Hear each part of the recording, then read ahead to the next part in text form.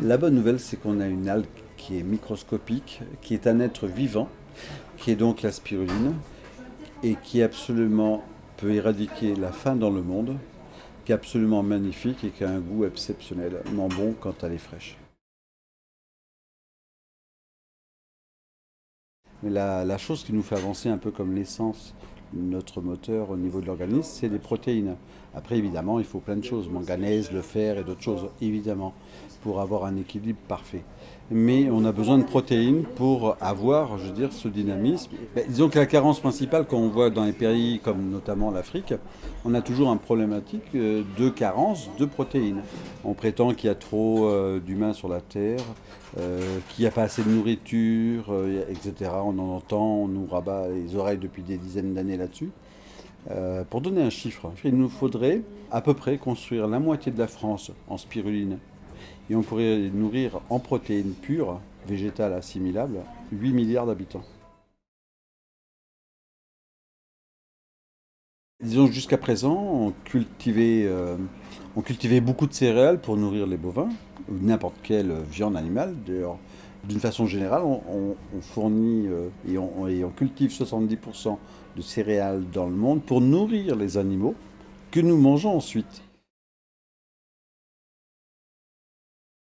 On est au moins une centaine de fois supérieur en protéines à l'hectare par rapport à tout ce qui est viande. Au niveau de l'eau, on consomme 1000 fois moins que la viande. Ça se fait avec un peu d'eau, un- quelques éléments donc de la nature au niveau du fer et d'autres éléments organiques qu'on met. Elle se nourrit, elle se charge en photosynthèse, elle transforme et elle donne des éléments de protéines qu'on consomme d'une façon journalière avec peu de quantité puisqu'on a besoin pour un enfant de 5 grammes, un adulte de 10 à 15 grammes pour avoir son apport journalier.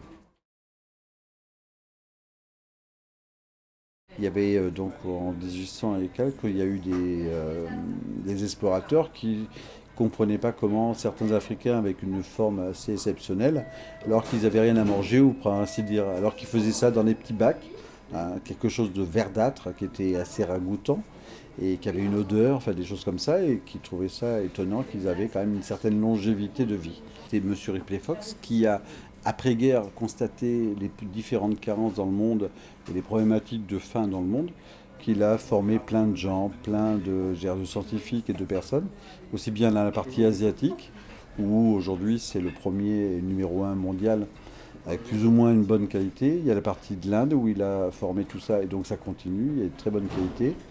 Et puis ensuite la partie africaine justement où les ONG continuent à perdurer et à informer, construire des fermes avec des subventions ou avec des fondations.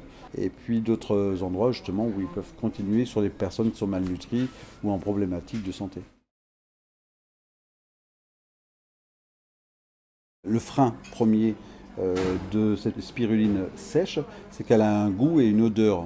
Par contre, la bonne nouvelle, c'est qu'on pourrait avoir une spiruline fraîche qui a une énergie complètement différente et surtout qui a pratiquement aucune odeur et pratiquement pas de goût et qu'on peut mélanger très facilement, tout le monde, avec de la partie salée ou sucrée. Et ça, c'est quelque chose qu'il faut absolument mettre en place d'une façon journalière et de façon abondante dans n'importe quel pays.